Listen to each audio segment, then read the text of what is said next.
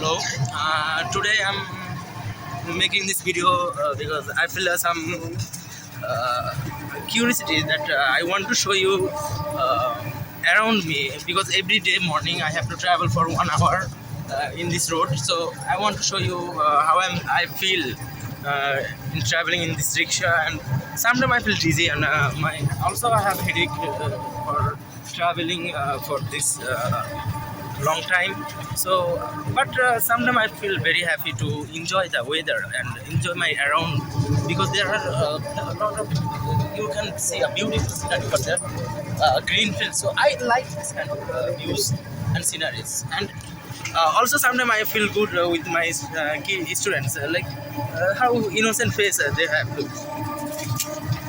and they also enjoy the tour, and every day they have to travel with me. They don't have to travel like 1 hour, they have to travel for 30 minutes, but it's a very long schedule for me, because I have to travel with them for 1 hour, and I don't have that rest, because after traveling like this, after this too much for travel, I have to take class by how can I explain, যে আমার ban থেকে নামার সাথে সাথে আমার class করতে হয়, তখন আমার আর ওই ফিলিংসটা থাকে না ক্লাস করার, কারণ আমার তখন পুরো মাথা ধরা থাকে, কারণ এই যে এখানে মোটরটার সাউন্ড কিন্তু আমার মাথায় এখন ঘুরতেছে। সো এগুলোর কারণে কিন্তু আমি ক্লাসটা নিতে পারি না।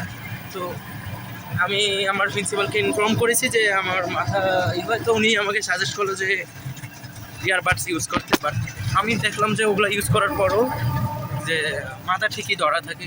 সো বাট আমি এখন এই এর সাথে খাপ খাইয়ে নিতে হবে। সো আমি এখন চারপাশটা খুব ভালোভাবে এনজয় করতেছি। চারপাশটা খুবই সুন্দর, আপনি দেখতে পাচ্ছেন। ওখানে খামার দেখা যাচ্ছে, ওখানে ওরা নিচে ফানি এবং উপরে খামার দুটোই, তারা এই যে উপরে মুরগি মানে পোলট্রি ইয়ে করতেছে, আর নিচে মাছ। তো ওই পোলট্রির যেই ইয়েটা থাকে, কি বলে এটাকে, মাছ ফুড হিসেবে, খাদ্য হিসেবে গ্রহণ করে। আর এটা ভালো একটা উদ্যোগ। সো এরকম অনেক কিছু আছে চারপাশে যেটা এনজয় করা যায়। একটা যে ক্যানেল আছে আপনারা দেখতে পাচ্ছেন, ক্যানেলটা কিন্তু একদম শুকিয়ে গিয়েছে। তো আমাদের এই যে পরিবেশের এরকম ভারসাম্য কিন্তু আমরা আস্তে আস্তে হারিয়ে ফেলছি, কারণ এই যে খালটাকে চারপাশে বিল্ডিং করে বা ইয়ে করে ছোট করে, এবং এটার পানি চলাচলের কোনো ব্যবস্থা নেই। শেষ যে পানি চলাচল করবে, যে ইয়েটা হবে, ওটার কোনো ব্যবস্থা নেই, কারণ কিন্তু এগুলো আস্তে আস্তে মরে যাচ্ছে। তো এসব কারণে আমাদের পরিবেশের ভারসাম্য আস্তে আস্তে কী হচ্ছে,